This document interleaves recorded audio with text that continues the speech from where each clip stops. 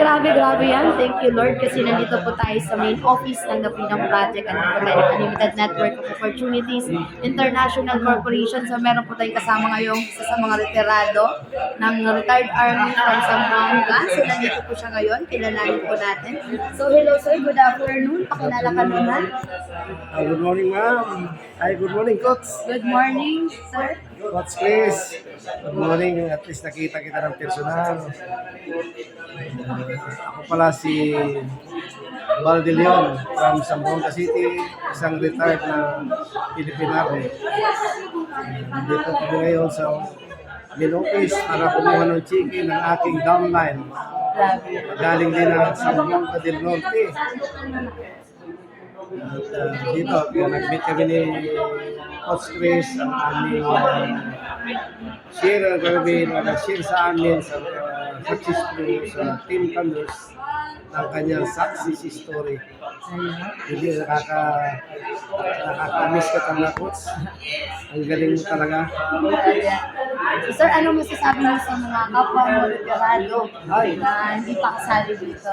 Sa mga kasama ko na retirado, sumali na kayo. At itong ginagawa naming negosyo ay legal. At 17 years na ongoing pa. Marami na siyang pinayaman. Ayun. So, sir, natanong lang, magkano na ba yung kinita mo sa ginagawa nating negosyo? Estimate ko na kinita since I joined this business. Kailan ka pala nagsimula, sir, sa ganitong negosyo? April 2021.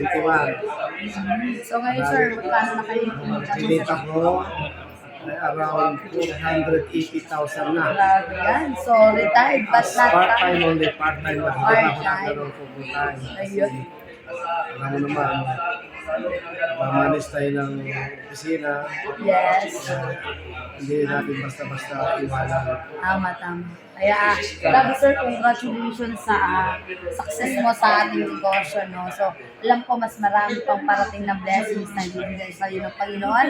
Kaya, kung ikaw, mga retirado ka, active army ka, na naghanap ng extra income, eto po si sir, nagpatunay na kumita, gamit lang yung cellphone, basta may data at internet. Kaya, ano pang inatay mo, sumabay ka na, pagtulungan po natin. Maraming salamat, sir, sa oras mo, and see you.